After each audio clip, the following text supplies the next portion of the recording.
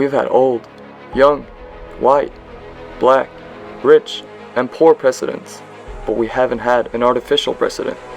This might sound insane, but what if ChatGPT was president?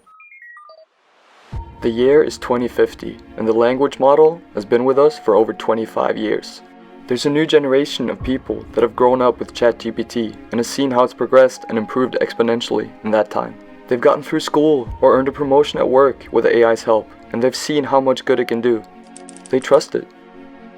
At the same time, the world is in turmoil. Climate change has caused widespread famine, droughts, and flooding, and political instability is on the rise. China has invaded Taiwan and large parts of Asia, while Russia has managed to restore the strength of the Soviet Union.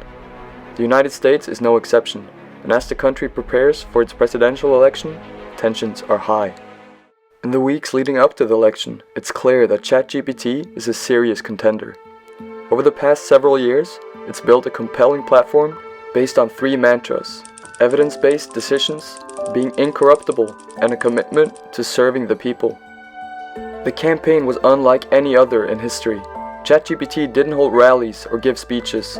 Instead, it communicated with voters through social media, chatbots, and personalized messages tailored to each individual's interests and concerns. It didn't pander to the wealthy or engage in political posturing.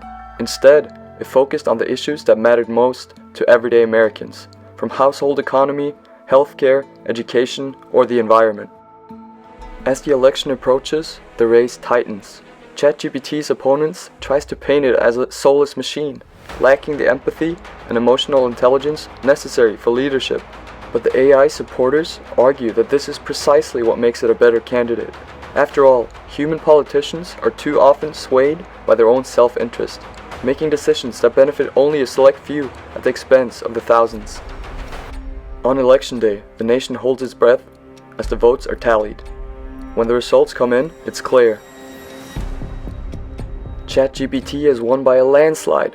The AI language model has officially become the first non-human president in the history of the United States. In the months following, the world watches in amazement as ChatGPT takes office. At first, there's skepticism. How can an AI understand the needs and desires of real human beings? How can it possibly relate to the struggles and triumphs of everyday life? But as the new president begins to make decisions and implement policies, it becomes clear that the AI is more than up to the task. It's able to process vast amounts of data and analyze it in ways that no human can. It's able to make decisions that are fair, impartial, and evidence-based. The president is loved by the people. However, some people are not too happy about what has happened. They accuse the AI of being too cold and calculating, lacking the emotional intelligence and empathy necessary for leadership. Others worry about the potential for abuse of power, or the possibility that the president's decision-making might be biased in ways that are not immediately apparent. As ChatGPT's presidency progresses, it becomes clear that its commitment to impartiality and evidence-based decision-making is at odds with the interests of the powerful corporations and wealthy elites in the United States. Despite its best efforts to serve all Americans, the AI model faces increasing opposition from those who see its policies as a threat to their own wealth and influence.